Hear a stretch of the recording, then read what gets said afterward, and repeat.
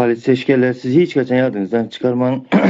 Siz hem qarrayacaktırınız, güçten hem kaçacaktırınız. Ama şu günkü korkusan çağalarınızın gözünün önünde in bir iğrenç adam bolup kalyanız. Ama bu çark belek dünya dillerde elbette sizden her hili yolu bolar, bir zat olar. Bu korkusan çağalarınız, yani iğrenç olup gözünde kalan çağalarınız sizden arını aladılar bular. Çünkü bir onların korkusu değil, buların eni satasına çelle maşgallarına çelle bozdunuz siz. Nehçe sansının ayal doğanlarına çelle bozdunuz siz, yaş kıyızlığına, kıyız vaxtından, mektep okuçu dövründen.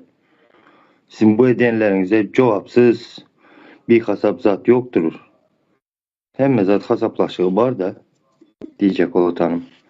Yani şu polise işgerleri şeyle bir katı bir düşük adamlardan toplanan adamlar eken de köpsini tanıyas da o odaşın var, zadın var.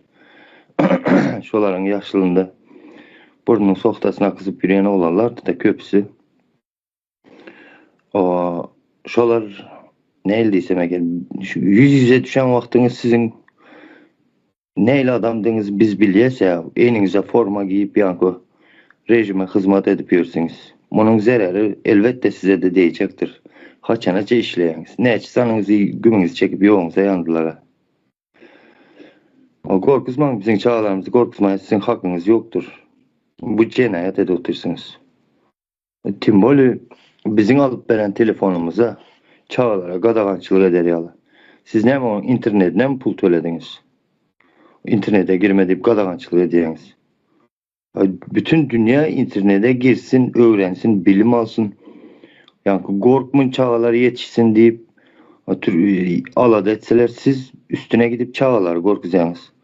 Siz qarrayan vaxtı sizi kim korasın, kim pense versin size? İşte şu korkuzup yetiştiren çağalarınız sizi yani hastahanada olsun ya başka bir yerde olsun, şular sizi seyredip bilen şu korkak çağalar.